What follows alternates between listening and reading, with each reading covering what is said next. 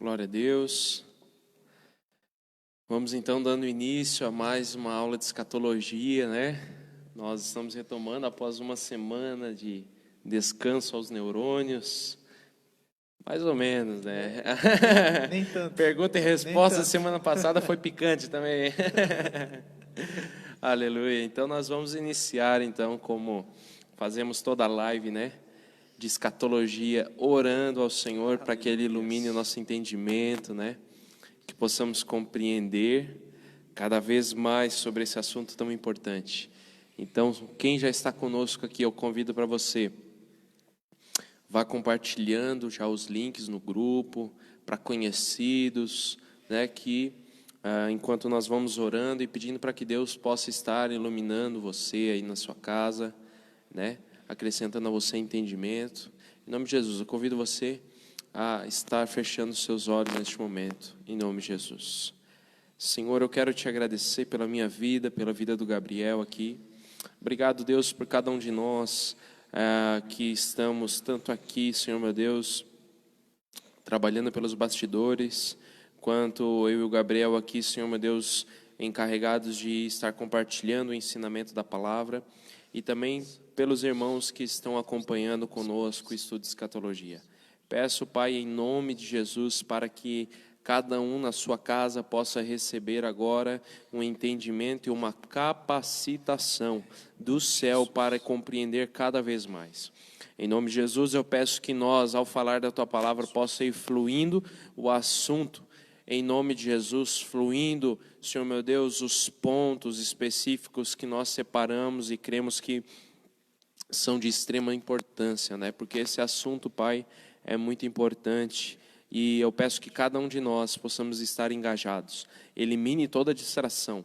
Se existe algo, Senhor meu Deus, na casa dos teus filhos que está roubando a atenção deles ou fazendo com que eles percam o foco, eu oro em nome de Jesus para que venha a ser cessado, que eles tenham, Senhor meu Deus, a mente deles, a atenção deles, os olhos deles totalmente centrados agora e concentrados nesta live, para que possamos aprender a respeito dos detalhes e da tua segunda vinda, que é algo tão importante e de extrema, Senhor meu Deus, importância para cada um de nós que aqui estamos. Então eu te agradeço, em nome de Jesus, amém e amém.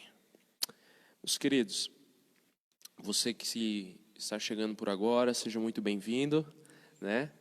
Nós vamos estar iniciando, como nós fazemos, a recapitulação da última aula, né, que é a aula foi a aula 7 de escatologia, né?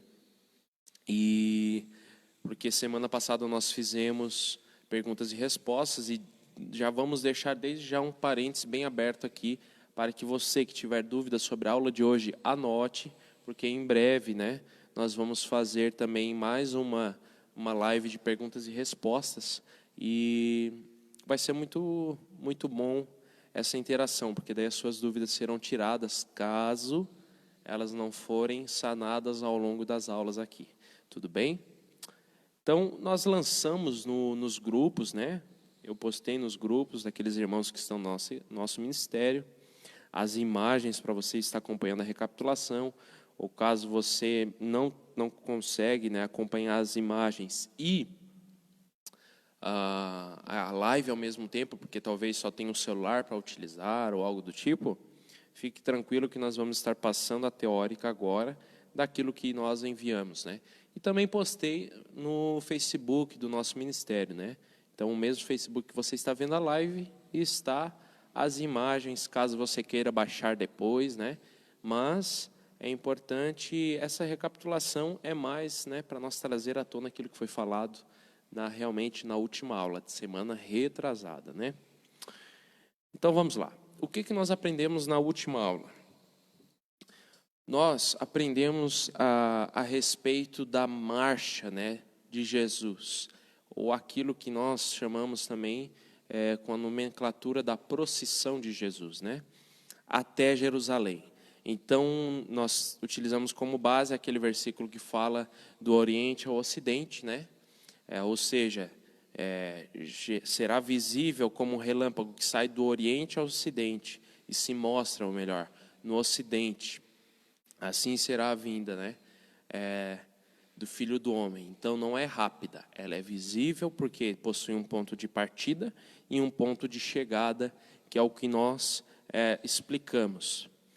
E qual foi, então, o ponto de partida, ou o início, né, dessa marcha, dessa procissão que nós comentamos na aula passada? Nós seguimos, à luz da palavra, que a Bíblia, né, foi mostrando, né, a Bíblia vai dando indícios de como, né, funcionaria essa tal procissão, essa marcha, com o objetivo final de chegar em Jerusalém, tendo o início de partida e um ponto de chegada. E o ponto de partida, então, que nós vemos é no Egito, né? Isaías 19:1 diz assim: sentença contra o Egito. Eis que o Senhor, cavalgando em uma nuvem ligeira, vem ao Egito. Os ídolos do Egito estremecerão diante dele, o coração dos egípcios se derreterá diante deles. Então, nós vemos aqui muito claro, né, que o Senhor vem cavalgando em uma nuvem ligeira sobre o Egito. E algo que nós devemos pontuar aqui muito importante, né? Aonde que diz que Jesus vem cavalgando? Onde que a Bíblia nos fala isso? Apocalipse 19:1. Eis que vem um cavaleiro num cavalo branco, né? Cavalgando em um cavalo branco. Então, isso nos dá já a entender de que é um contexto da volta de Jesus, né? Porque Apocalipse 19 cita, né, o contexto da volta de Jesus. E aonde que vem essa questão de vir entre as nuvens? Por quê? Porque está falando ali cavalgando entre as nuvens. Depois eu vou me deter aqui na explicação do porquê desse termo. Mas Mateus 24:30 fala que Jesus virá entre as nuvens, né? Então, todas essas duas referências, o vir cavalgando e vir entre as nuvens, o cavalgar nas nuvens, é um contexto da volta de Jesus. Então, por isso que esse verso é o que dá um embasamento. E mesmo se você discorrer a partir do verso 2 em diante, vai estar falando sobre uma sentença do Senhor sobre o Egito, né? Por quê? Porque nós sabemos que nessa procissão será um período onde haverá, sim, questão de mortes e tudo mais, né? Então nós temos que pontuar um outro ponto que fala no verso. Qual que é? Cavalgando em uma nuvem ligeira. Já disse aqui, Apocalipse 19:1 fala sobre Jesus vir cavalgando. Mateus 24:30 fala sobre ele vir das nuvens. Mas essa expressão cavalgar nas nuvens, nós vimos, né, que era uma expressão antiga utilizada para descrever, né, Baal, né, que era um deus, né, na época até ele se estendeu, né, nós podemos ver muita menção dele no Antigo Testamento, e é uma expressão criada. Por quê? Porque Baal possuía uma nomenclatura, uma delas, como cavaleiro das nuvens, né? E Jesus, na sua vinda, aqui em Isaías 19:1, diz que ele virá cavalgando as nuvens. Por quê? Porque ele toma para ele a posição dele de autoridade em meio à idolatria, né? Nós também falamos na aula passada que existe uma ligação muito forte entre a vinda de Jesus no fim dessa era e o que aconteceu no Êxodo, e o que aconteceu com Israel no Êxodo. Então, Miqueias 7 diz, versículo 14: Ó Senhor, protege teu povo com o teu cajado de pastor. Conduz este rebanho que pertence a ti. Embora vivam sozinhos num bosque, no alto do Monte Carmelo, leva-os para pastar nos campos verdes de Baçã e Gileade, como faziam muito tempo atrás. Sim, realizarei milagres em seu favor, como fiz quando os resgatei da terra do Egito. Então nós vimos em Isaías 19 que Jesus, ou como o texto diz, o Senhor está vindo sobre o Egito em uma nuvem ligeira. E em que momento da história Jesus, ou o Senhor, vem cavalgando em uma nuvem? Só existe um momento, é na volta de Jesus. A Bíblia é clara em dizer isso. Então, Jesus ele está vindo ao Egito. Mas, juntamente com isso, existe a profecia de que Deus irá realizar novamente os milagres as maravilhas que aconteceram no Êxodo. Isso já se cumpriu? Não.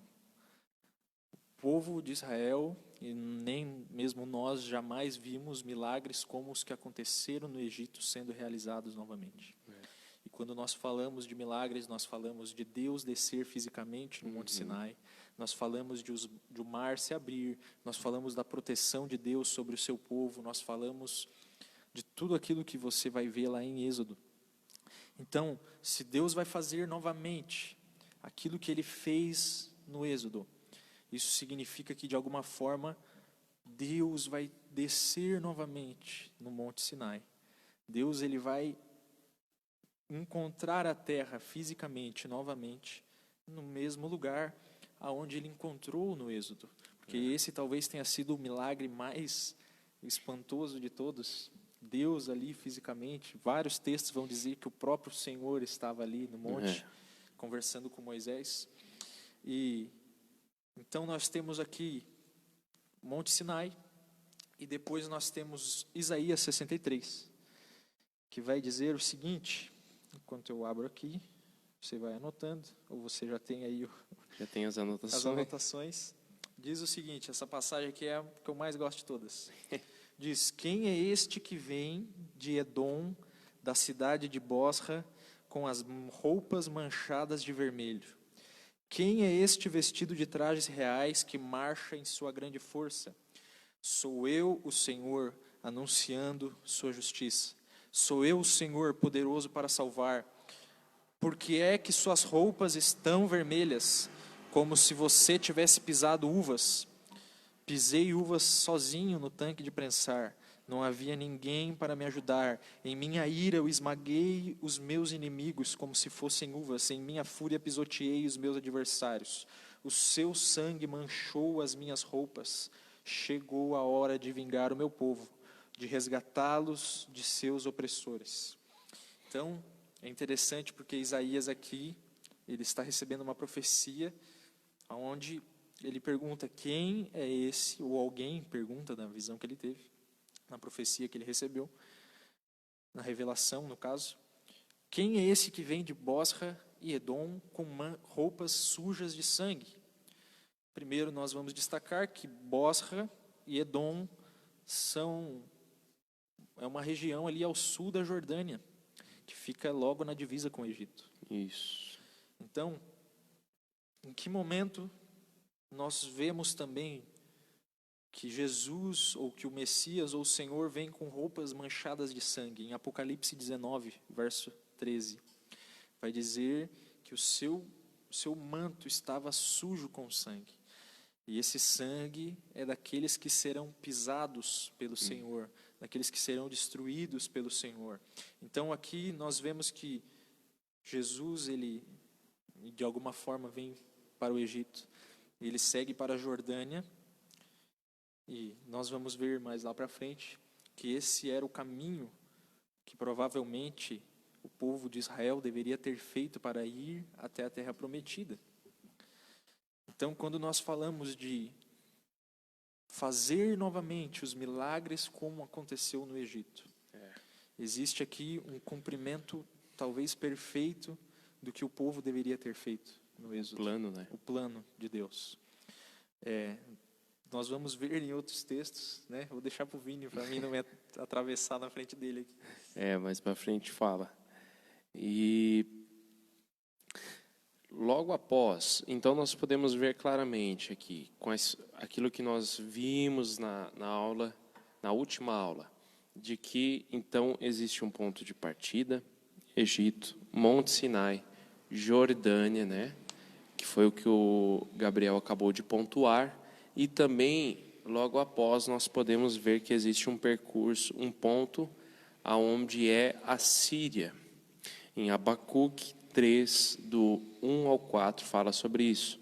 Oração do profeta Abacuque sobre a forma de canto.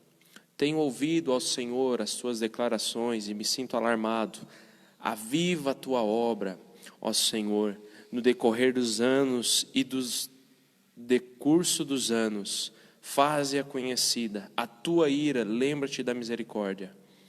Deus vem de Temã. e do monte Parã vem o santo. A sua glória cobre os céus e a terra se enche do seu louvor.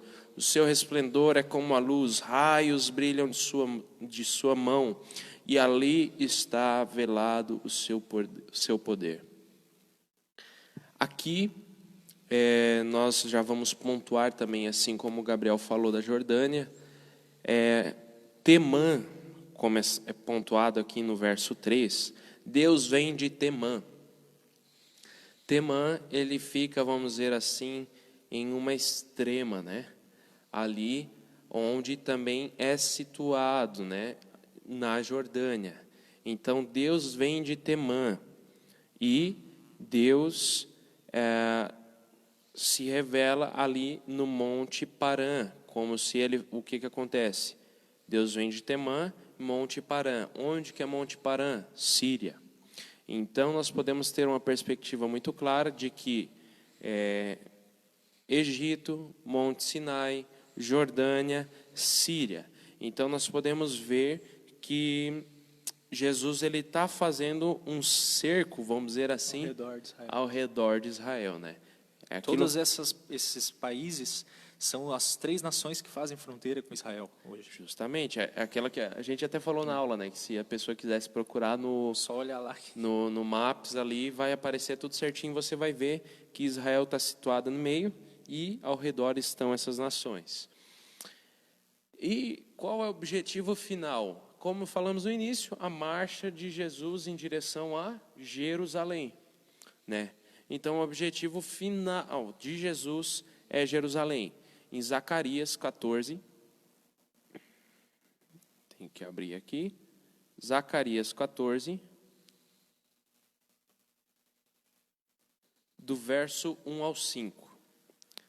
Eis que vem o dia do Senhor, em que os teus despojos se repartirão no meio de ti, porque eu ajuntarei todas as nações para a peleja contra Jerusalém, e a cidade será tomada, e as casas serão saqueadas, e as mulheres forçadas.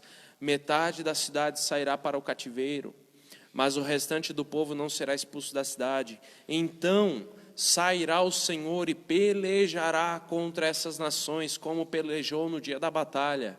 Naquele dia estarão os seus pés sobre os montes das oliveiras, que está de frente para Jerusalém, para o oriente. O monte das oliveiras será fendido pelo meio, para o oriente e para o ocidente, e haverá um vale muito grande. Metade do monte se repartirá para o norte e metade para o sul. Então, aqui está claramente, claro, né, nós utilizamos essa referência, mas existem muitas outras, se referindo à questão de Jesus chegando em Jerusalém. E nesse exato momento, o versículo é muito claro, né? Vai estar acontecendo o que em Jerusalém? O versículo mesmo está falando, haverá o que? Saques, no caso, roubo, né? Haverá roubo, haverá então ali a exploração, haverá então ali no caso os judeus exilados nessa questão da exploração. Então Jerusalém estará cercada pelas demais nações vizinhas, cidades vizinhas ali, né? Que é o que nós falamos para vocês. Existe um cerco, existe um propósito por isso, que nós já explicamos. Então, esse trajeto que Jesus está percorrendo é um trajeto, como o Gabriel falou aqui, um trajeto que o povo de Israel era para estar realizando no contexto do exílio, né, no êxodo, né? Então, ou seja, é como se Jesus fosse cumprir, né? Vamos dizer assim, Jesus fosse um segundo Moisés, né, como muitos dizem. Porque ele estará cumprindo o que os teólogos dizem que é o trajeto que o povo de Israel era para ter feito, né, na época do com exceção êxodo. de que Jesus vai subir um pouco mais até ali a Síria, né? Isso. Porque, obviamente, se Síria for ao norte, né? Isso.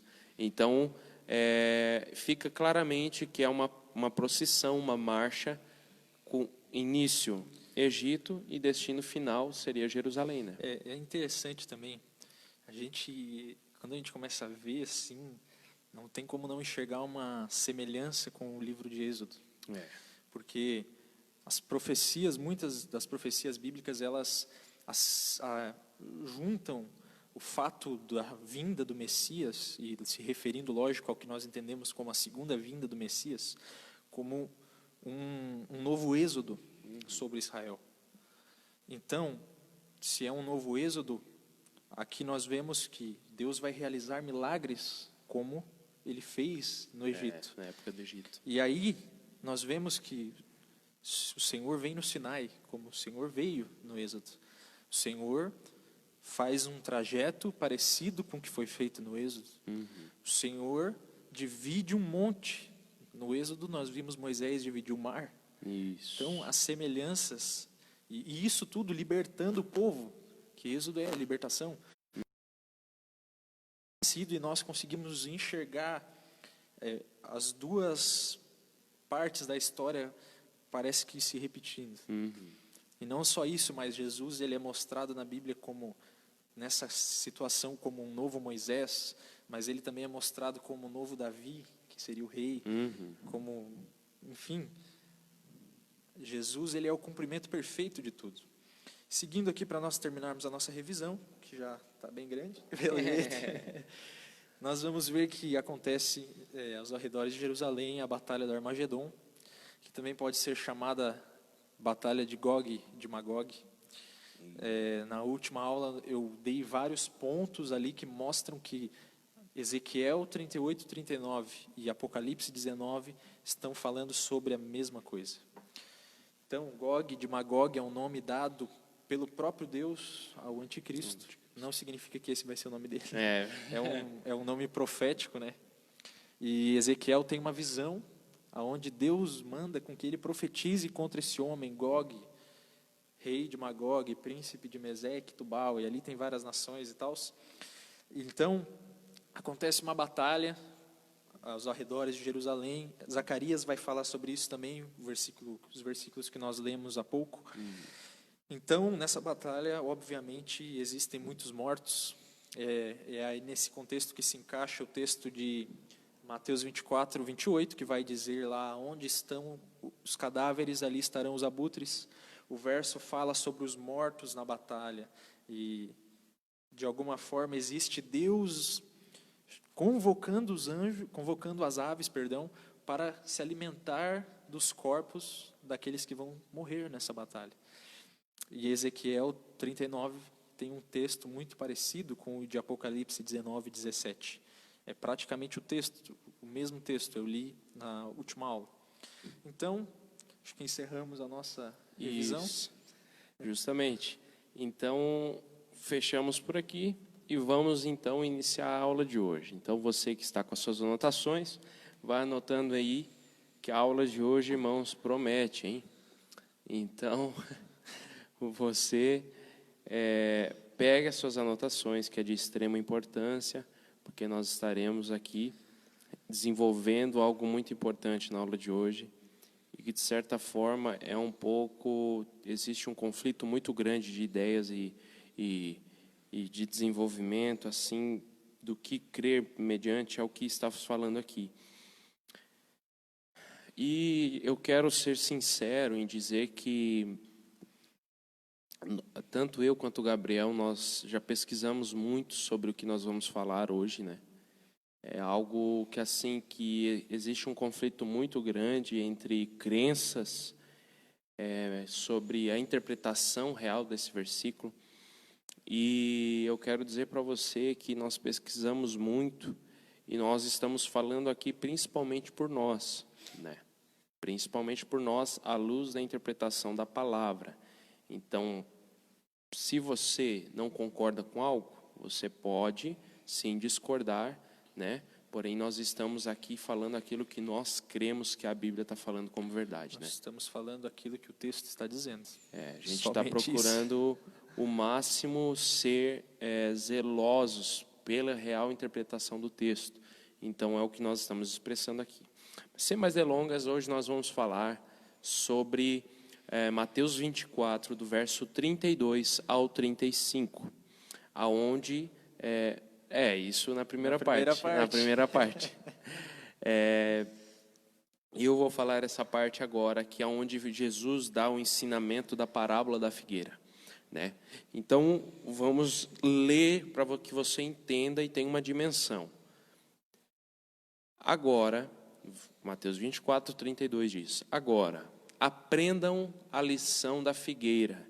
Outras versões dizem a parábola da figueira. O que é uma parábola? É uma história que, por detrás dessa história, existe um conceito que é transferido para quem está lendo, para que a pessoa entenda, porque existe um conceito por detrás dessa parábola. Ela é criada para explicar de maneira que as pessoas que estão ouvindo entendam algo. Então, por isso que Jesus falava por parábolas, né? Quando ele falava por parábola, ele não estava falando mistério. Ele, pelo contrário, ele estava fazendo parábolas para explicar de maneira ainda mais clara aquilo que ele estava falando. Existia o próprio Cristo também. Aqueles que andavam com ele, compactuavam com a mesma mentalidade que Cristo entendiam. Existem referências que dizem que os fariseus, né, Jesus falava justamente para que eles não entendessem, né? E, obviamente, nós vemos ali no contexto o Jesus preparando o cenário para Mateus 24, ele explicando e até mesmo batendo muito de frente com os fariseus, né? Mas não é o assunto de hoje que nós vamos falar. Então, é uma parábola da figueira. Quando os ramos surgem e as folhas começam a brotar, vocês sabem que o verão está próximo. Então, aqui, Jesus está compartilhando uma parábola com um significado muito importante. Então, essa parábola da figueira, ela vem com um intuito muito claro de mostrar o quê? De que quando as folhas começam a brotar, quando os ramos surgem, é um indício do quê? Um indício de que está chegando uma estação. No caso, o verão está próximo. E antes de entrar, eu já quero explicar um ponto. Muitos creem, não sei se até isso ficaria mais para frente para a gente explicar, mas eu já vou falar agora, a gente interage aqui. Até não está no script aqui. Mas muitos creem que, quando leem aqui, quando os ramos surgem e as folhas começam a brotar, muitos creem, muitos. Se você for botar essa parábola no Google, no YouTube, principalmente, vai ter muitos vídeos de pessoas falando o oposto do que nós estamos falando. Existem muitos poucos ensinamentos como aquilo que a gente está falando. Mas não significa que esteja errado por haver pouco, né? Mas eu vou explicar para você o que essas pessoas acreditam, para que você não ache assim, eles só estão falando o que eles acreditam. Não. Por isso que a gente está falando aqui que nós pesquisamos muito, né? Enfim, muitos dizem que aqui a figueira significa Israel e que Israel em 70 depois de Cristo foi destruída. Todos nós sabemos que houve a destruição em 70 depois de Cristo. Ou seja, ali as folhas da nação de Israel, porque está falando quando surgem os ramos da figueira, né? Quando as flores brotam, aqui é como se houve então Israel, a nação de Israel floresceu novamente. E muitos associam a 1948, que foi aonde houve, né? Vamos supor assim, reergueu-se novamente a nação de Israel. Então, muitos olham para essa referência como 70 depois de Cristo, houve a destruição de Israel e 1948 houve o surgimento novamente daquela nação que perdeu-se seus ramos, perdeu-se suas folhas e que agora Jesus deu esse ensinamento da parábola para dizer que surgiu novamente e não passará essa geração. Né? Então, esse tipo de interpretação vai dizer que a figueira da parábola que Jesus está falando é Israel. O problema que nós encontramos e que nós não conseguimos ir contra é que o texto não está falando isso. O texto não é um mistério, o texto não é uma profecia, o texto não é uma revelação, o texto é uma ilustração que Jesus está dando para que os discípulos interpretassem sinais. Ou seja, a figueira que Jesus usa nessa parábola, ela é simplesmente um exemplo que ele está dando. Ele está dizendo o seguinte: vocês estão vendo?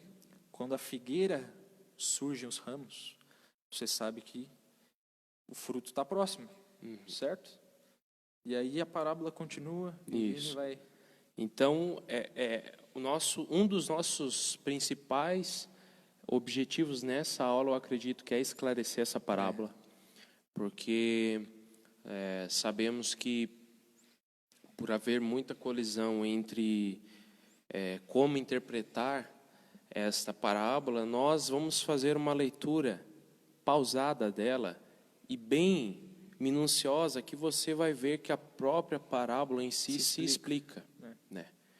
E eu, particularmente, como líder, como cristão, como, vamos dizer assim, uma pessoa que estuda a Escritura, sempre li esse versículo de uma forma que eu nunca consegui aceitar ele Dessa outra forma que dessa nós falamos. outra forma. Então eu comecei a entender ele, eu entendi ele quando eu comecei a ver dessa forma que nós estamos expressando, que nós vamos expressar, ou melhor dizendo. Mas vamos continuar então. Então Jesus disse: agora aprendam a parábola da figueira. Quando os ramos surgem, as folhas começam a brotar, vocês sabem que é chegado o verão. Então, Jesus está dizendo: olhem para a figueira. Quando vocês veem que a figueira está brotando os seus ramos e está florescendo as suas folhas, vocês sabem que está chegando uma estação nova. Então, ou seja, está acontecendo algo novo. No verso 33 diz o seguinte: da mesma forma, podemos saber que quando todas estas coisas acontecerem, saberão que o tempo está muito próximo, à porta. Então, ou seja, Jesus está dando aqui mais um ponto importante. Vamos olhar pausadamente para esses versículos para você entender. Da mesma forma, quando vocês virem todas essas coisas, quais são as coisas que aqui Jesus está dando uma ênfase? Que coisas são estas? Quando vocês virem todas essas coisas, você tem que entender que a gente está dando essa 8ª aula. Mas Jesus deu um ensinamento sem pausa. Nós já estamos aqui no verso 32. Né? Então, Jesus falou tudo isso na sequência. Foi na sequência, não foi algo que assim, houve pausas. Assim como as cartas do Novo Testamento, elas foram criadas e ao chegar nas cidades, para as igrejas, elas eram lidas descorrida, não era essa questão de capítulo que a gente lê em alguns dias, né? Então, você tem que entender esse ponto muito importante, de que Jesus está dando ensinamento. E quais são essas coisas? Que coisas são essas que Jesus está falando? Todos os sinais que foram vistos. Todos os sinais que foram expressados até agora.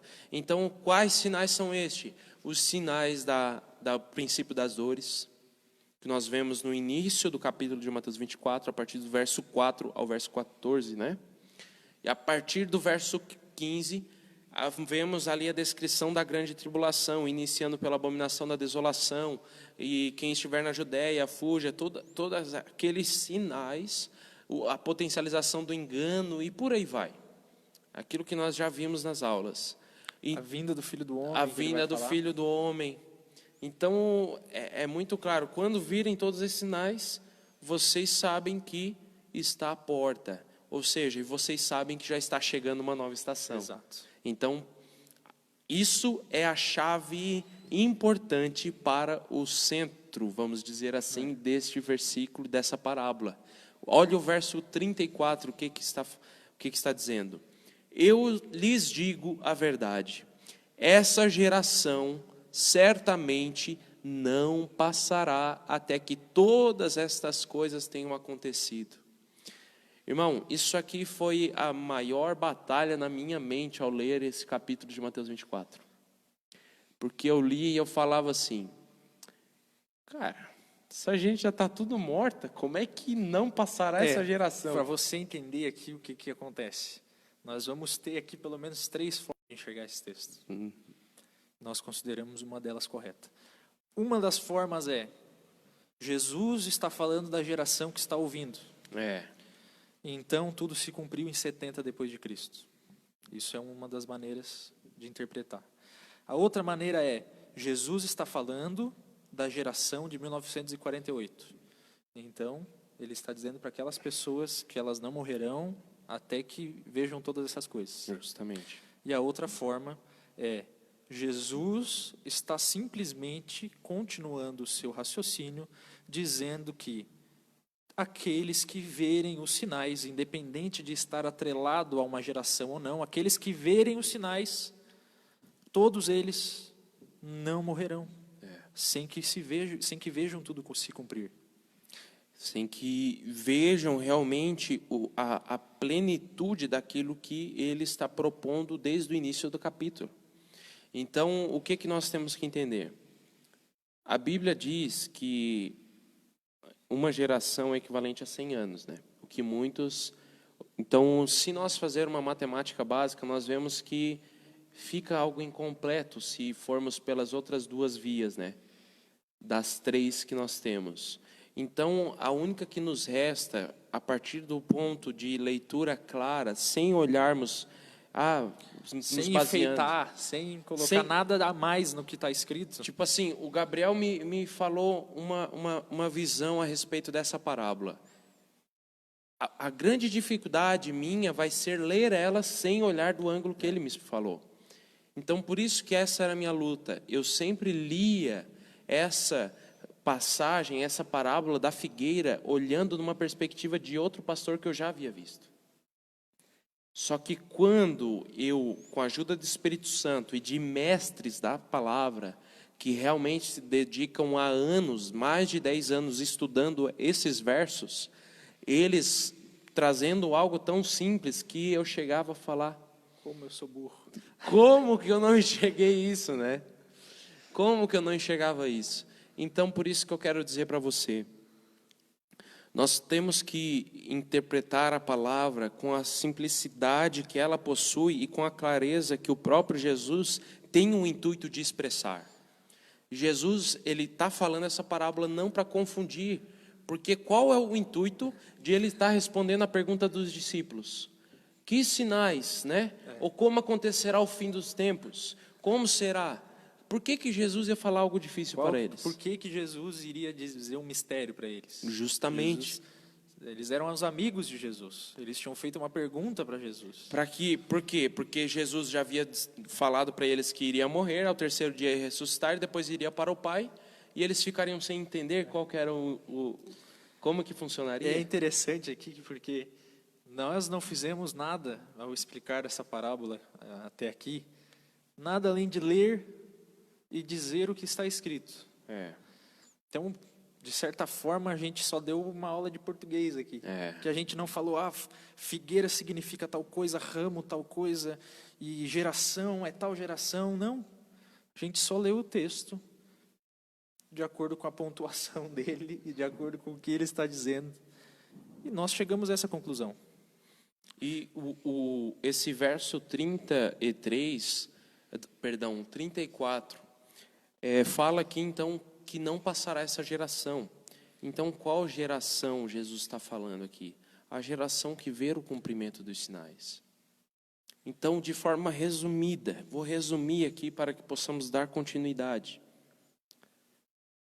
De que a parábola da figueira está dizendo o quê? Jesus, eu vou fazer algo bem simples. Jesus está dizendo: olhem para a figueira. Vocês veem que quando os ramos brotam e as flores florescem, vocês sabem que o verão está próximo. Então, e depois da mesma forma, quando virem essas coisas, ou seja, os sinais que Jesus havia minutos atrás havia ensinado para eles, né? Isso é questão de minutos. Vocês sabem que está próximo, está às portas. Então eu lhes digo a verdade, esta geração não passará até que todas essas coisas tenham acontecido. Então Jesus está sendo claro, irmãos, de que a geração que ver o cumprimento daqueles sinais não passará. Então eu oro para que nós sejamos essa geração, não é impossível. Podemos começar a ver o início do princípio das dores, e Jesus nos afirma que possamos sim ser a geração, que nós seremos sim a geração que irá ver. Mas agora é melhor nós deixarmos sobre as mãos de Deus do que nós mesmos tentarmos adivinhar algo que somente a Deus é capaz de entender e pertence. Não podemos. Porque conforme eu fui pesquisando sobre isso, até eu coloquei à prova o que eu acreditava. Eu fui assim, mas cara, será que o que eu e o Gabriel estamos pensando e o que estamos aprendendo é de fato? Irmão, eu mergulhei, fiquei até de madrugada estudando, fiquei até de madrugada lendo, fiquei até de madrugada ouvindo. E quanto mais ouvia, mais estudava, mais eu percebia que não tinha um nexo e não havia um sentido para aquilo que não é isso que estamos falando aqui. Ou seja, aquilo que estamos falando para você, eu vi que possuía concordância. E aquilo que estava fora disso, eu vi que ficava pendências, que a Bíblia não concordava. A pessoa tinha que utilizar aquilo que a gente fala, versículos isolados, trazer fora de coisas contexto, de fora para embasar. Né? Então, eu acho que um dos problemas que nós temos como cristãos é nós acharmos que existe um sentido profundo, espiritual, por trás de todas as coisas, por trás de todo o texto bíblico. Então, na maioria das vezes não tem. Nesse texto aqui, não tem. Nós estamos vendo aqui uma história que Jesus está usando de uma árvore. Podia ser qualquer árvore. Para explicar de maneira clara para os seus discípulos sobre o que ele estava falando, que eles tinham que interpretar sinais, que eles tinham que entender os tempos. E isso não é estranho para a Bíblia, isso não é estranho nem mesmo para Jesus. Por exemplo, nós temos 1 Crônicas, capítulo 12, versículo 32, que vai dizer assim, que a tribo de Isacar tinha 200 chefes com seus parentes. Todos eles entendiam bem os acontecimentos daquele tempo e sabiam qual era o melhor caminho de Israel para se seguir. Então, o que Jesus está falando aqui é que nós precisamos ser como os filhos de Isacar, pessoas que conhecem e discernem bem os tempos, pessoas que sabem agir em qualquer circunstância, pessoas que conhecem as épocas, que entendem os sinais, que são pessoas sábias, que podem dar destino, que podem fazer com que os outros sigam um caminho correto. Então, quando Jesus está dizendo, ele começa esse trecho, essa parábola, ele diz, aprendam a parábola. Ele diz, aprendei a parábola da figueira. E quando Jesus diz, aprendei, ele não está dizendo, se você quiser, aprenda. Ele está ordenando, aprendam essa parábola que eu vou falar agora. Porque ele está chamando as pessoas para interpretar os sinais dos tempos, para discernir o que vai acontecer. E quando nós falamos disso, nós não estamos falando de ser evidente. Nós estamos falando daquilo que os profetas fizeram, daquilo que os filhos de Isacar fizeram. Nós estamos falando daquilo que Jesus vai ordenar lá em Mateus 16, do versículo 1 ao 4, meu irmão. Olha o que está escrito. Os fariseus e saduceus vieram pôr Jesus à prova, exigindo-lhes que mostrasse um sinal do céu. E ele respondeu, vocês conhecem o ditado, céu vermelho ao entardecer, bom tempo amanhã. Céu vermelho e sombrio logo cedo, mau tempo o dia todo. Vocês sabem identificar as condições do tempo no céu, mas não sabem interpretar os sinais dos tempos. Vocês pedem um sinal porque são uma geração perversa e adúltera, mas o único sinal que lhes darei será o sinal do profeta Jonas. Então Jesus deixou e se retirou. Esse texto os fariseus eles vão até Jesus pedindo um sinal que comprovasse que ele era o Filho de Deus. E Jesus então diz: vocês interpretam até se vai chover, se vai ser calor, pela cor do céu, e vocês não conseguem discernir os sinais dos tempos. Jesus então diz que eles eram uma geração adúltera, porque eles empregavam o conhecimento deles em discernir sobre questões naturais, e não sobre discernir as questões do reino espiritual. E se nós estamos fazendo isso, nós estamos sendo uma geração adúltera, como Jesus disse ali em Mateus 16. Então o nosso dever, como pessoas que acreditam na Bíblia, que seguem a Jesus, é sermos como os filhos de Zacar, sermos pessoas que sabem discernir os sinais dos tempos. Os fariseus, eles tinham habilidade para discernir variações climáticas, assim como nós vemos muitas pessoas, né, que acorda de manhã, olha para o céu, vai chover hoje, e chove. Tem os irmãos pescadores lá da Camargo. Não estou dizendo que isso é pecado, irmão. Eu estou falando que da mesma forma que nós entendemos os sinais naturais, Jesus está nos chamando para entendermos os sinais espirituais, para entendermos os sinais dos tempos que apontam para a volta dele. Então, o versículo 36, né, nós falamos aqui até o 35, Jesus ele vai dizer o seguinte: contudo, ninguém sabe o dia nem a hora em que essas coisas acontecerão, nem mesmo os anjos no céu, nem o Filho, somente o Pai sabe. E nesse versículo, ele é um baú de heresia, esse versículo aqui. Baú de heresia. As pessoas abrem ele assim e vão tirando assim, várias heresias. Por quê? Vai ter pessoas que vão ler isso aqui e vão dizer o seguinte: legal, nós não podemos saber o dia nem a hora, mas nós podemos então saber o ano e o mês.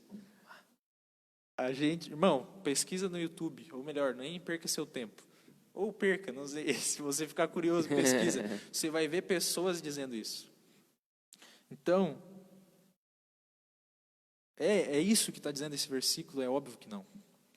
Contudo, o que nós estamos vendo aqui, do versículo 32 até aqui, é o que? Jesus chamando as pessoas para se prepararem e interpretarem os sinais dos tempos.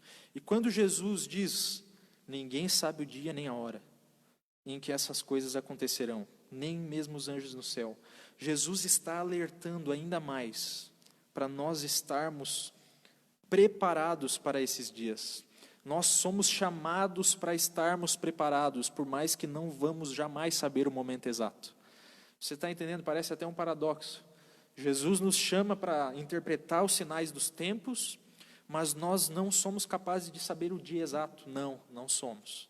Mas nós somos capazes de discernir a época. Nós somos capazes de discernir o tempo, a geração. Por quê? Porque a geração que ver todos os sinais se cumprindo pode ter a certeza de que vai ser naquela geração. Então, esse versículo não está dizendo que nós podemos saber o ano. Não está dizendo que nós podemos saber o mês. Vai ser no mês de Nissan, de não sei o quê. Puxa lá do hebraico, né, os meses hebraicos. Não, tem nada a ver. Jesus está apenas concluindo o seu raciocínio, concluindo a sua colocação de que nós temos que nos preparar em oração, em intimidade com Ele, para estarmos aptos, assim como os filhos de Zacar, a discernir bem os tempos. Justamente. E tudo que nós podemos ver que Jesus tem ensinado desde o início do capítulo, nós podemos sempre ver um ensino por detrás daquilo que ele fala. Até mesmo, né, Gabriel, nos sinais, por exemplo, do princípio das dores, existem ensinamentos por detrás. Exato. Por exemplo, né, Jesus fala a respeito do engano. Como que a pessoa vai fazer por não abraçar o engano? Ser pela verdade. É um ensinamento claro que existe por detrás de um sinal. E aqui, qual que é o intuito de Jesus, então, por meio dessa parábola? Dizer que a geração que ver os sinais não passará. E, além disso, quando vocês verem os sinais se cumprindo, essa é a geração. Vocês sabem que está próximo, melhor. E aprender, então, ou seja, é um ensinamento como os filhos de Zacar. abraçar o quê? O entendimento de como funciona estes sinais, aprender. E também, assim, existe uma questão de que é um relacionamento com Deus, né? Porque também não adianta a gente, eu sou um filho de Zacar, bater na cabeça, eu sou um filho de Zacar e vou ficar, que nem um louco, achando que tudo é tudo agora, né? Pegar os números da Bíblia. Então, existe esse X também. Temos que ter um equilíbrio, né? A Bíblia diz, né, que Deus nos deu um espírito de poder, amor e equilíbrio, moderação em outras versões. Então, nós temos o Espírito do Senhor para o quê? Para o entendimento, ter um relacionamento com Ele e entender estes sinais, né? Que Jesus, como Gabriel leu em Mateus 16, sentou a lenha nos fariseus, né? E no verso, você pode perceber que nós estamos fazendo uma leitura assim, cronológica, e que o texto está se explicando por si só, né? Nós estamos acrescentando algo mais para ele. Desde o início nós estamos seguindo a mesma linha. Justamente. Então, é que nem quem deu a cronologia do estudo foi Jesus. Não foi a gente que escolheu. Jesus. Foi o próprio Jesus que deu o cronograma, né? Que a gente está seguindo. Então, o que acontece? A partir do verso 37, Jesus começa a falar sobre algo que também muitos não entendem, né? Assim como eu não entendia, né? E que comecei a compreender a partir de um tempo para cá. Por quê? Por meio do mergulhar na palavra de Deus e procurar compreender a forma como ela claramente quer expressar. Por quê? No verso 37 diz o seguinte, preste atenção. Pois assim como foi nos dias de Noé, nos dias de quem? Noé. Também será a vinda do Filho do Homem. Portanto, assim como nos dias anteriores ao dilúvio, comiam e bebiam, casavam e davam-se em casamento, até o dia em que Noé entrou na arca, e não o perceberam, senão quando veio o dilúvio. E os levou a todos, assim será também a vinda do Filho do Homem.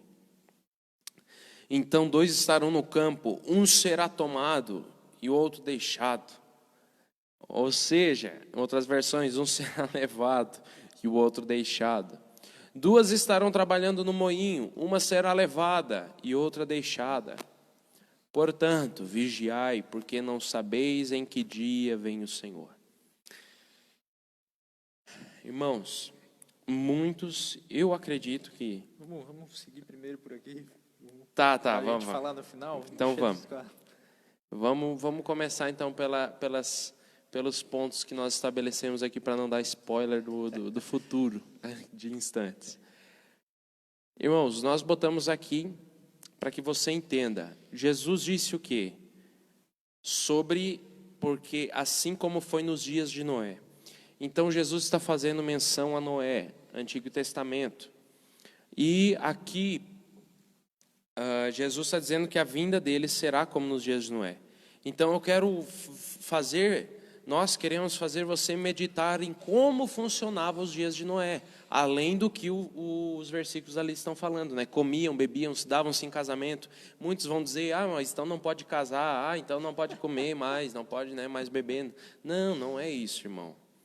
Vamos entender como que funcionava no contexto lá de Noé, para que você possa, de fato, entender o que Jesus está falando, que a volta dele será como nos dias de Noé. Quer que eu leia até o versículo? Pode ser. Gênesis 6 vai nos dar o panorama de como eram os dias de Noé. Por que nós estamos falando disso? Porque Jesus disse que quando ele voltar, a geração vai ser parecida com os dias de Noé. Então diz assim, Gênesis 6:1. Os seres humanos começaram a se multiplicar na terra e tiveram filhas. Os filhos de Deus perceberam que as filhas dos homens eram belas, tomaram para si as que os agradaram, se casaram com elas. Então o Senhor disse, meu espírito não tolerará os seres humanos por muito tempo, pois são apenas carne mortal. Seus dias serão limitados a 120 anos. Naqueles dias e por algum tempo depois havia na terra gigantes, Pois quando os filhos de Deus tiveram relações com as filhas dos homens, eles deram à luz filhos que se tornaram os guerreiros famosos da antiguidade. O Senhor observou o quanto havia aumentado a perversidade dos seres humanos na terra e viu que todos os seus pensamentos e seus propósitos eram sempre maus. E o Senhor se arrependeu de tê-los criado e colocado na terra, Isso lhe causou imensa tristeza. O Senhor disse: eliminarei da face da terra a raça humana que criei. Sim, e também destruirei todos os seres vivos, as pessoas, os grandes animais, os animais que rastejam pelo chão e até as aves do céu. Arrependo-me de tê-los criado. Noé, porém, encontrou favor diante do Senhor. Então, aqui, claramente, existem características dos dias de Noé, de como que eram os dias. Então, você tem que ter isso como base. Jesus diz, será como nos dias de Noé, a vinda do Filho do Homem. Então, ou seja, será com as características como está descrito em Gênesis 6, haverá semelhança, né? Então, qual que é a primeira semelhança que você pode anotar aí? A primeira característica, ou melhor dizendo, é a superpopulação. Então, haverá, no verso 1, tu está com ele aberto aí? No verso 1 de Gênesis 6? Isso. Os seres humanos começaram a se multiplicar na terra e tiveram filhas. Então, ou seja, haverá uma grande multiplicação de pessoas, o que é um mandamento, né? É uma ordenança de Deus lá na criação, multipliquem-se. Só que haverá então uma grande, vamos dizer assim, superpopulação, haverá um enorme crescimento da população no contexto da volta de Jesus. Então, haverá um número muito grande de pessoas sobre a terra, né? Ponto 2, então, fala a respeito da imoralidade. Por que fala a respeito da imoralidade? No verso 2 diz o seguinte: vendo os filhos de Deus que as filhas dos homens eram formosas, tomaram para si mulheres, as que entre todas mais lhe agradaram. Então, ou seja, os filhos de Deus começaram a se relacionar com as filhas dos homens. E aqui, né, existem várias interpretações desse verso, né, Gabriel? De que pode significar que sejam anjos ou descendentes diretamente de Adão. E, enfim, aonde era, no caso, um relacionamento que não era aprovado. Não poderia acontecer. Então, não era aprovado por Deus. E você pode ver que até no decorrer ali de Gênesis, havia muito essa questão de famílias, né? Por exemplo, vemos, se eu não me recordo, Abraão, antes de morrer, disse para que... Ele manda o seu servo buscar uma noiva para Isaac, porque ele não queria que Isaac se casasse com as pessoas, com as mulheres daquela terra, né? Isso mesmo. Então, existia essa cultura, né? De uma cultura não poder muito misturar forte. os povos, né? Uhum. Quer falar o terceiro? Pode ser, obrigado. Estava tomando conta. Então, a terceira característica aqui dos dias de Noé é que Deus, ele retira a sua graça da terra. Aonde que diz isso? Versículo 3 de Gênesis 6, que diz assim: o Senhor disse, meu espírito não tolerará os seres humanos por muito tempo, pois são apenas carne mortal, seus dias serão limitados a 120 anos. Algumas versões podem trazer, meu espírito não permanecerá nos seres humanos por muito tempo. Então, Deus aqui, ele retira a sua graça daquela geração. O espírito que talvez mantinha as coisas um pouquinho ainda, um pouco de esperança em meio àquela geração tão perversa, Deus diz, eu vou tirar o meu espírito de vocês, eu vou abandonar vocês, e vocês são só carne, vocês são só pecado. E é interessante que logo em seguida, esse Deus retirar o espírito, o que ele diz? Seus dias serão limitados a 120 anos. Então, de alguma forma, parece que essa atitude de Deus retirar a graça dos seres humanos foi o que diminuiu a expectativa da humanidade. Isso é muito interessante. Houve uma limitação. Houve uma limitação, a vida diminuiu. Uhum. Então, Por quê? Por causa da imoralidade, por causa da pecaminosidade do homem. E no versículo 4, nós temos ali uma referência aos gigantes, né? Aos nefilins, como alguns vão dizer. Naquele dia havia na terra gigantes, pois quando os filhos de Deus tiveram relações com as filhas dos homens, eles deram à luz aos filhos que se tornaram os guerreiros famosos da antiguidade. Então, esses guerreiros famosos da antiguidade, nós não vamos discutir aqui se eram anjos, o gigante, não é isso que nós queremos falar. Mas que eles representavam uma posição de autoridade. Eles representavam uma posição de liderança, porque eles eram famosos, eles eram poderosos, e eles se destacaram na antiguidade.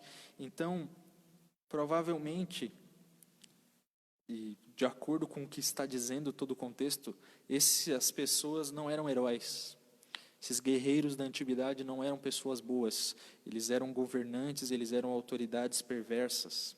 Eles eram autoridades que cometiam atrocidades e pecados, assim como toda aquela geração de Noé. Então, para nós seguirmos aqui rapidamente, no versículo 5, nós vamos ver que a iniquidade do homem se multiplica, como se já não bastasse, né? O Senhor observou o quanto havia aumentado a perversidade dos seres humanos. Viu que todos os seus pensamentos e propósitos eram inteiramente maus. Então, esse versículo se aplica a todos os seres humanos em todas as épocas. Se Deus olhar para a terra hoje, assim como nós cremos que Ele olha, é óbvio, mas Deus, hoje, Ele pode declarar a mesma coisa que Ele disse lá para a geração de Noé.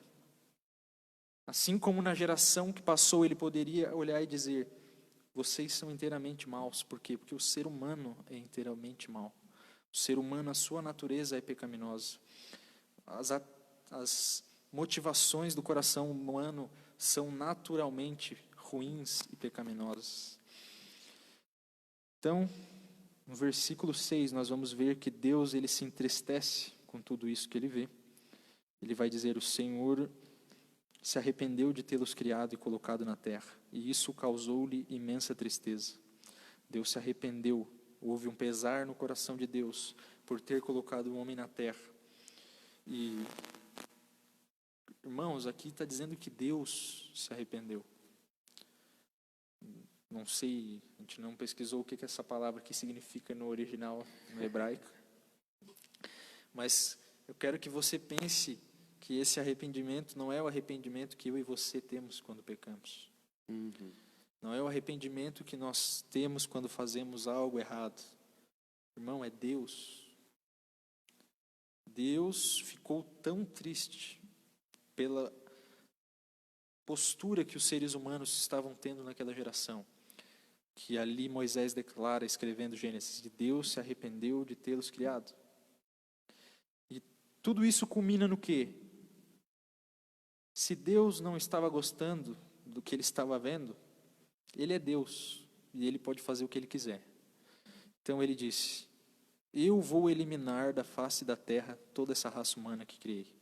Sim, também destruirei todos os seres vivos. Então, basicamente, tudo isso, essas características que nós falamos, elas culminam em Deus decretando um juízo sobre a humanidade, sobre a criação, sobre o mundo.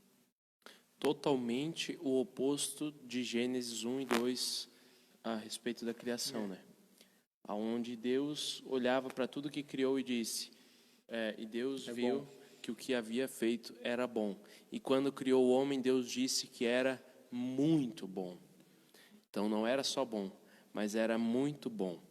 O que eu acredito que cada um de nós podemos entender é que essas características que acabamos de citar para vocês, que nós acreditamos que você anotou, porque falamos pausadamente, são características dos dias de Noé, não é características de Noé.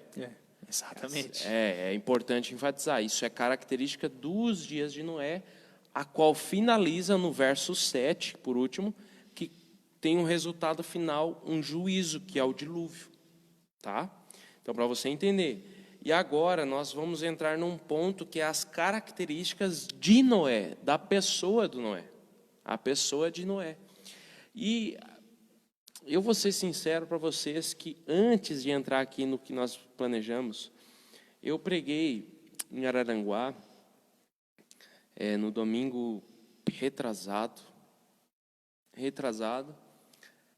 a respeito de Enoque, que em Gênesis 5, Enoque, irmãos, ele é bisavô de Noé. E como nós estamos falando de herança geracional, Deus escolheu um descendente de Enoque, que a Bíblia diz que Enoque andava com Deus, e pelo fato do cara andar com Deus, ele não provou da morte, ele simplesmente foi levado por Deus. De Enoque procedeu um filho chamado Matusalém. Isso aqui, irmãos, você nem precisa anotar, porque não tem nada a ver com a escatologia, viu?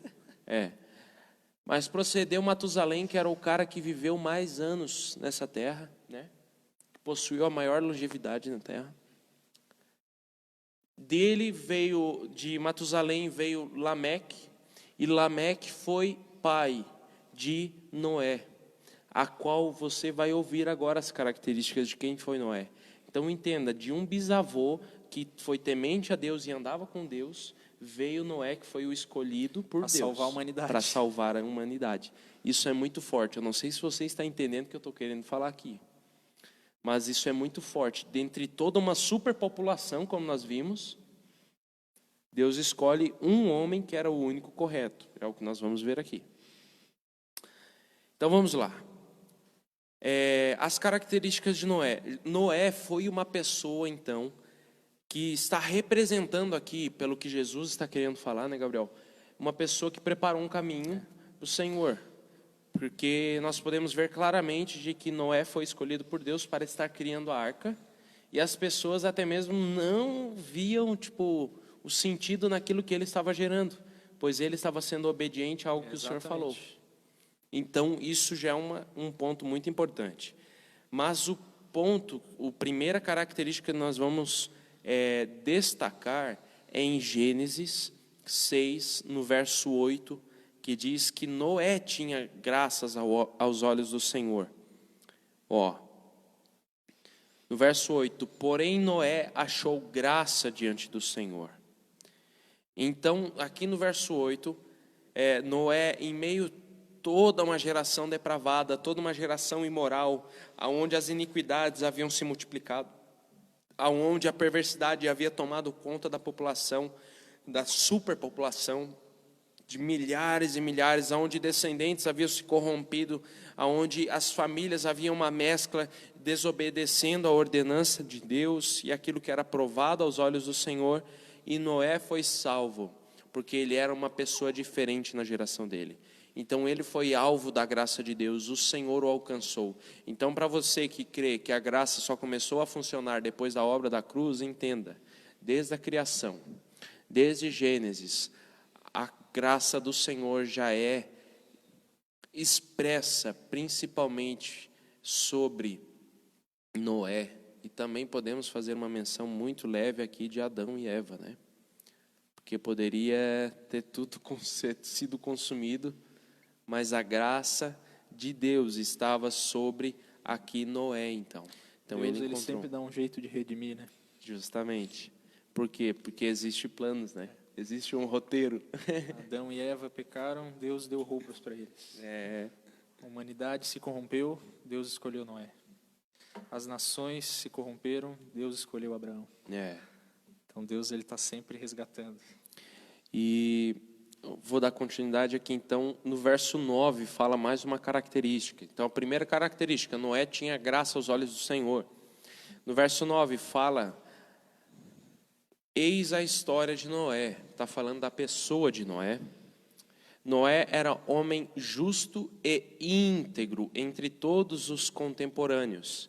E olha um ponto muito legal, Noé andava com Deus. Meu irmão, quem que andava com Deus? Seu bisavô Enoque, né?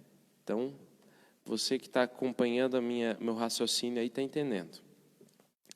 Então, no meio dessa geração, onde nós estamos falando, totalmente imoral, totalmente perversa, totalmente perdida, Um homem encontrou a graça do Senhor, aos olhos do Senhor. Essa é a primeira característica. E ele era justo e íntegro, andava com o Senhor, né? Esse era Noé. E no verso 10 fala sobre o fato de Noé gerar uma família. Noé gerou 3 filhos, Sem, Cã e Jafé. Então, aquilo que nós gostamos de falar e até carregamos no nosso nome, né, Gabriel? Casa de oração, fé e família. Então, Noé tinha essa outra característica, que era uma base do ministério e uma família. Você pode pensar, mas o que isso tem a ver? Tem a ver, meu irmão, que as pessoas elas eram completamente depravadas. As pessoas eram completamente imorais. Então, gerar família naquele contexto é algo expressivo, é algo grande, é algo que deve ser sim considerado. Muito considerado, irmão. Não sei se você está entendendo a gravidade daquilo que estamos expressando aqui. Mas é como assim, ó. Se você acha que hoje nós já estamos em um mundo imoral, você pode olhar para esse cenário e multiplicar, né? Ao ponto de Deus derramar um dilúvio. E por causa desse homem, Deus fez o quê? Uma promessa também, né? Mas, quer descrever ali? Pode? Então, resumidamente, Noé possui 3 características no meio daquela geração.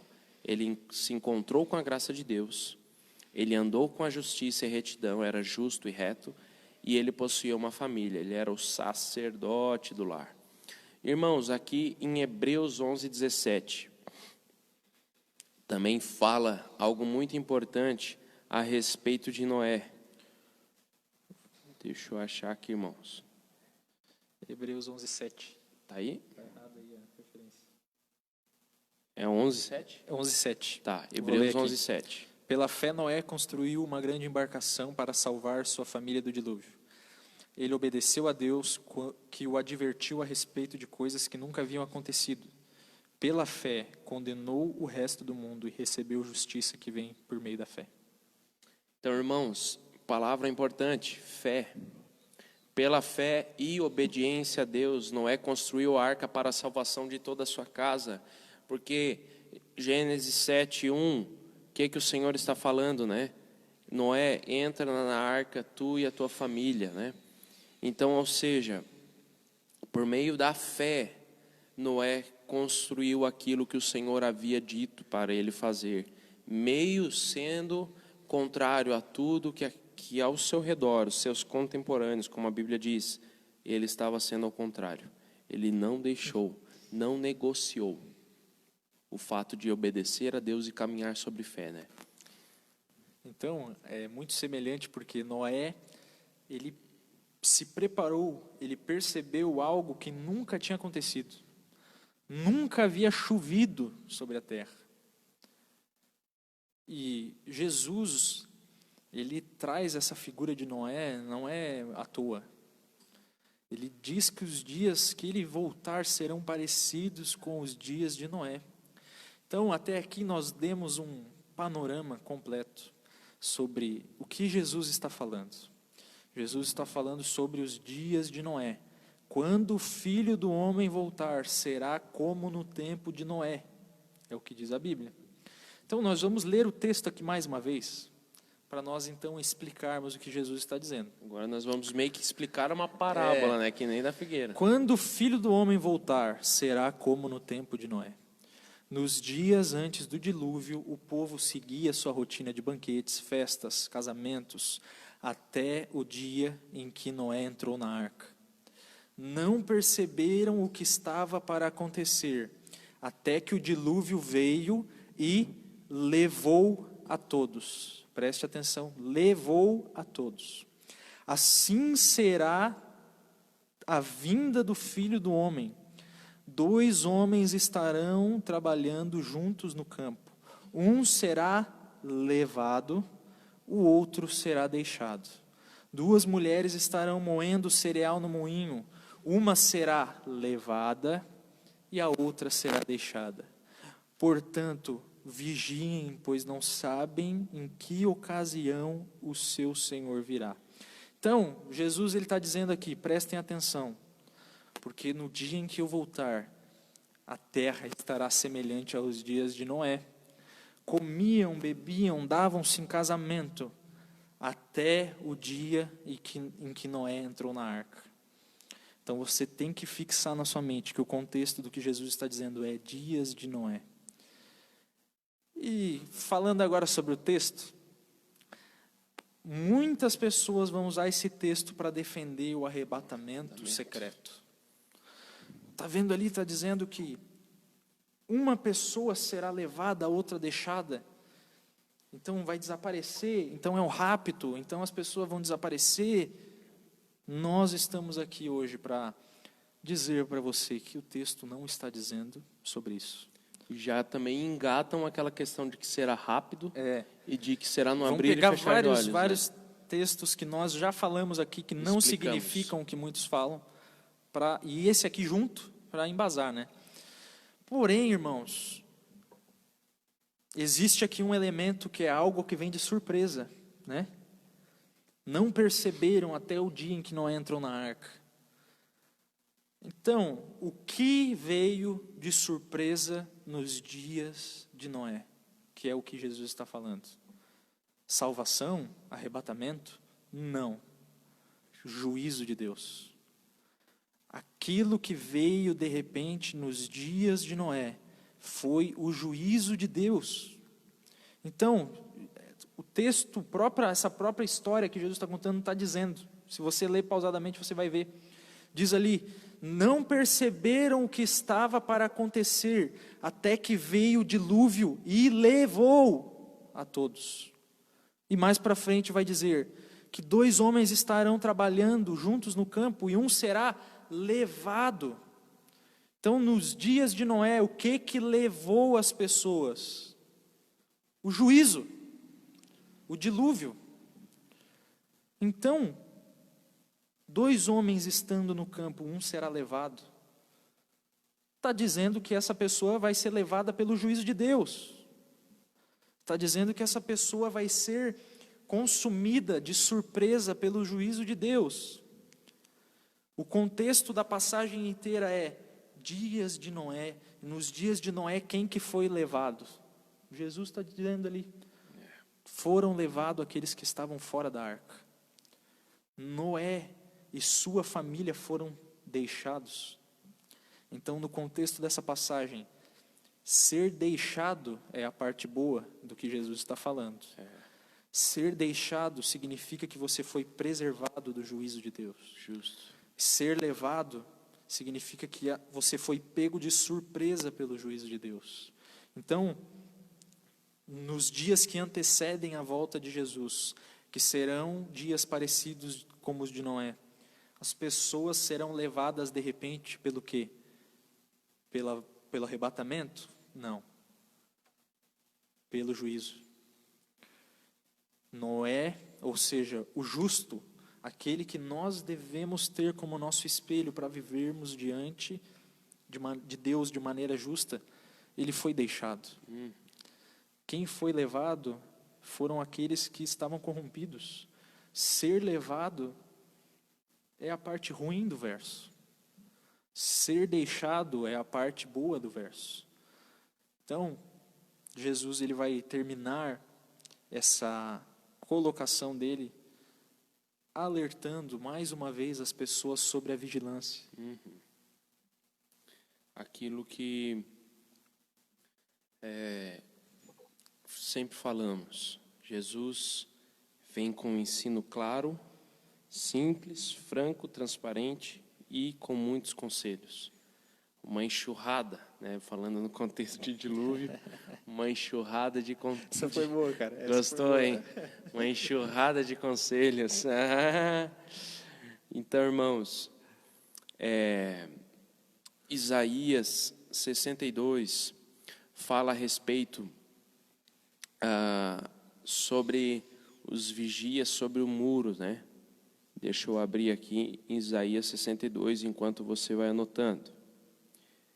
Isaías 62, no verso 6, diz o seguinte: Sobre os teus muros, ó Jerusalém, pus guardas que todo o dia e toda a noite jamais se calarão. Vós, os que fareis lembrado o Senhor, não descanseis. Então, ou seja, está falando de uma questão de vigiar, de estar pronto, de estar de prontidão. Então significa que você não vai mais dormir? Não, não é isso. A palavra está falando, e Jesus também dá uma parábola muito bonita das virgens e tudo, né? Nós vamos falar, acho que na próxima aula. Vai entrar aqui também. Então, ou seja, Jesus está querendo trazer uma ênfase. E você pode estar pensando, mas de onde que está tirando essa questão do vigiai? No versículo 42 diz, portanto, vigiai, porque não sabeis em que dia vem o vosso Senhor. Então, ou seja, nós sabemos que existem sinais que nos dá a entender que está às portas, está chegando um novo. E então, sabemos que não sabemos a hora, mas sabemos que existe um conselho de Jesus para vigiarmos. Então, nós temos que ser vigilantes. Temos que ser, e muitos podem pensar nesse contexto a questão de que virá como ladrão, né? Que é o próximo versículo, né? Que é o próximo versículo. Vai dizer, entendam isto, se o dono da casa soubesse exatamente a que horas viria o ladrão, ficaria atento, e não permitiria que a casa fosse arrombada. Estejam também sempre preparados, pois o Filho do Homem virá quando menos esperam. Versículos 43 e 44 de Mateus 24, né? Isso. E nós podemos ver claramente essa questão de que virá como ladrão. E também a Bíblia fala em Tessalonicenses, né? Ali, 1 Tessalonicenses, tu abre aí? Fala em 1 Tessalonicenses a questão sobre vigiar sobre todas as coisas. Então, nós temos que ser... Então, pessoas vão dizer que vigiem porque Jesus vem numa hora e vai ser como ladrão, hein? Vai te pegar como ladrão, hein? Justamente. Não é assim? Mas olha o que Paulo está dizendo lá em 1 Tessalonicenses 5. Essa referência é uma das mais importantes nesse quesito. Aonde que Paulo leu algo que assemelha a volta de Jesus com vir como ladrão? No Evangelho de Mateus. Então Paulo ele está interpretando o texto de Mateus 24. Justamente. E olha o que ele vai dizer. Não é necessário, irmãos, que eu lhes escreva sobre quando e como tudo isso acontecerá, pois vocês sabem muito bem que o dia do Senhor virá inesperadamente como ladrão à noite. Quem que disse isso? Jesus. Quando as pessoas disserem tudo está bem, paz e seguro, então o desastre lhes sobrevirá tão repentinamente como iniciam as dores de parto de uma mulher grávida. Percebe como sempre que a surpresa ela é uma surpresa negativa?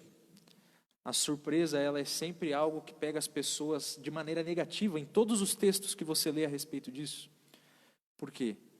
Paulo vai dizer, vocês irmãos não estão na escuridão a respeito dessas coisas e não devem se surpreender quando o dia do Senhor vier, porque vocês são filhos da luz e do dia, não pertencemos à escuridão e à noite. Aqui está a chave para quem interpreta que Jesus virá como ladrão. Para todos, né? Porque é isso que defendem, que Jesus virá como ladrão para todos. Mas aqui apóstolo Paulo, interpretando aquilo que Jesus ensinou. A Bíblia interpreta a Bíblia. Dizendo que será pego de ladrão quem? Quem for filho da escuridão. Então, a surpresa, o pegar de ladrão também é ruim, não é arrebatamento, não Justamente. É coisa boa. Os iníquos, aqueles que vivem na noite serão pegos de surpresa. Quem sabe você pode estar um pouco confuso.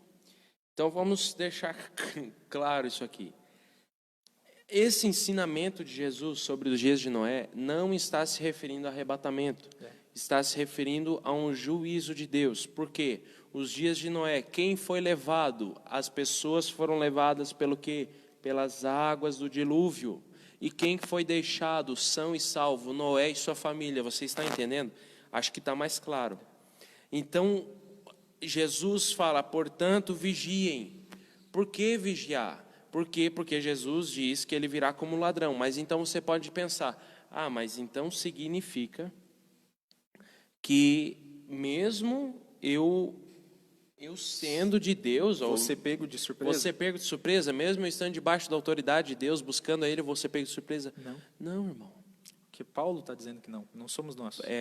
Não é, e você está Não na é o Bíblia. Gabrielzinho e o Vinicinho que estão dizendo isso, o pastor Vinícius. É Paulo.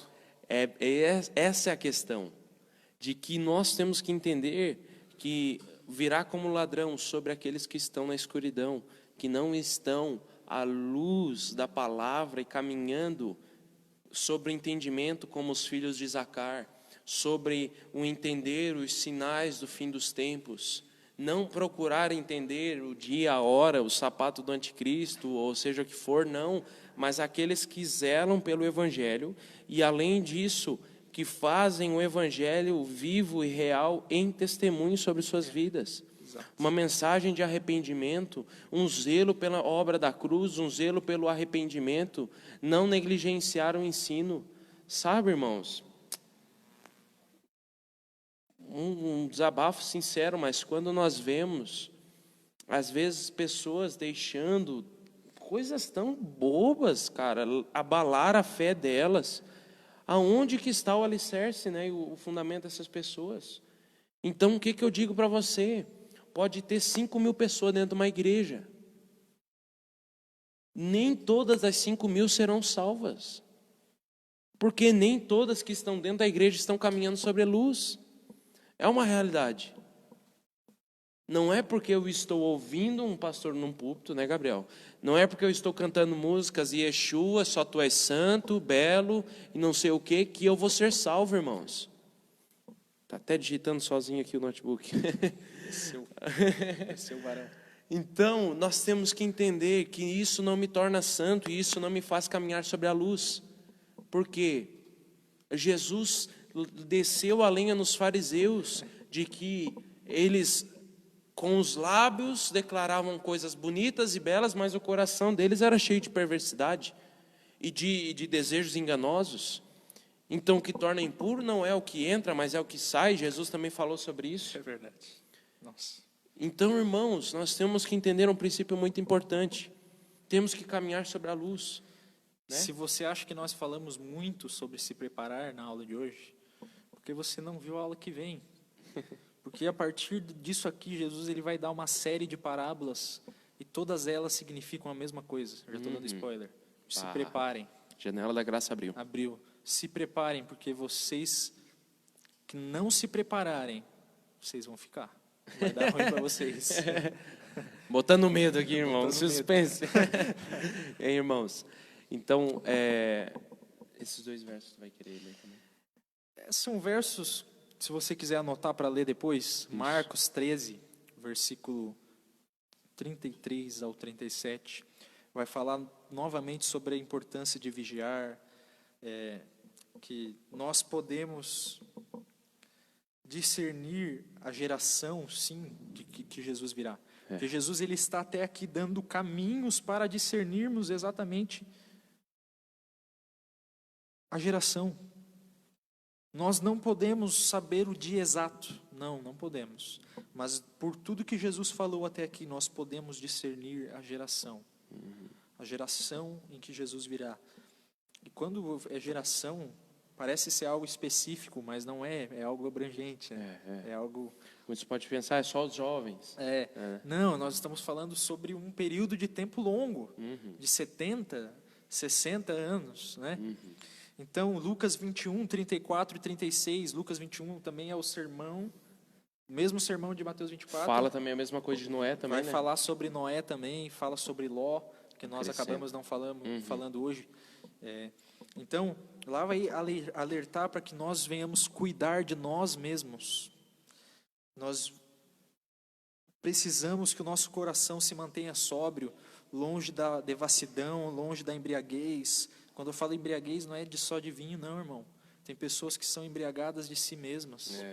Tem pessoas que são embriagadas de orgulho. Tem pessoas que são embriagadas no seu próprio pecado. Porque se vivermos dessa forma, se deixarmos que o nosso estilo de vida se torne como aquelas pessoas que viviam nos dias de Noé, o que elas faziam? Comiam, bebiam, davam-se em casamento como se nada fosse acontecer. Como alguém que não espera o amanhã, como alguém que não se prepara. E se nós sermos dessa forma, a Bíblia está nos alertando que nós seremos pegados de surpresa. A Bíblia está nos alertando que nós seremos levados pelo juízo de Deus. Então, qual que é a conclusão de tudo isso? Vigiai e orai. Essa é a conclusão de todo esse nosso estudo que nós passamos hoje. E nós vamos voltar nesse ponto na aula que vem, porque nós vamos passar um tempo agora falando justamente sobre as parábolas de preparação. Jesus dizendo para as pessoas se prepararem, usando parábolas. Então, eu acho que era isso. A aula de hoje é isso. Até nós achamos que ia se estender muito mais. Nós estávamos preparados para umas 2h30 de aula. Irmãos, guarde essa palavra no seu coração, sabe? Uma vez, eu vou compartilhar algo aqui que eu acho que eu nunca compartilhei com ninguém e nunca até mesmo trouxe à tona no púlpito. Porque foi um pensamento particular meu, em questão de algo que eu vivi, e nunca trouxe à tona, mas eu vou ser transparente aqui e contar para os irmãos. Eu fui numa igreja uma vez ministrar, juntamente com a G, que hoje é minha esposa, e o pastor Ademir. Nós fomos numa igreja, e aquela igreja, assim, irmãos, era uma igreja que, sabe, não fluía como nós fluíamos. Não é a nossa cara, vamos dizer assim, ou aquilo que nós acreditamos ser como igreja e tudo mais. Haviam detalhes naquela igreja que eu, como uma pessoa que conheço a Deus e a sua palavra, não acreditava em muitas coisas que lá aconteciam. E você pode achar, então, então Vinícius, tu nem ministrou, ou tu se revoltou e tudo mais. Não, irmão. Simplesmente ministramos com todo amor e carinho. Sabe por quê? Eu vi, por mais que houvesse uma falta de entendimento, o pastor daquela congregação, ele tinha um amor tão grande pela volta de Jesus, que em um culto de 2 horas, ele fez, eu acho que umas 4 citações do povo se preparar para a volta de Jesus, em um culto. Então só imagine como é que é nos cultos. Quantas vezes que as pessoas não escutam aquilo lá, né? Em um mês, em um ano. Então, irmãos, mas sabe o que eu senti? Por mais que eu não concordasse com a forma que aquele pastor interpretava como que era a volta de Jesus, ele não estava alinhado com isso que estamos falando agora, mas eu senti um temor no coração dele. Eu senti um temor. E eu acho que um cristão, por mais que ele não entenda profundamente tudo que estamos repassando, mas se ele caminhar sobre temor e à luz da verdade da palavra, que é o entendimento disso que estamos falando, ele será salvo. Com certeza. Entendeu? Com temor, reverência a Deus, obediência aos líderes e obediência a Deus, caminhando com fé, assim como foi Abraão, sendo íntegro e justo. É importante, né, nós falarmos que isso que nós temos explicado, a respeito da volta de Jesus, a pessoa não vai deixar de ser salva se ela entender tudo isso que nós estamos falando de uma maneira totalmente ao contrário. Justamente. Desde que ela se prepare. Ela pode achar que é tudo diferente do que nós estamos falando. Isso aqui não voga para a salvação das pessoas. Isso.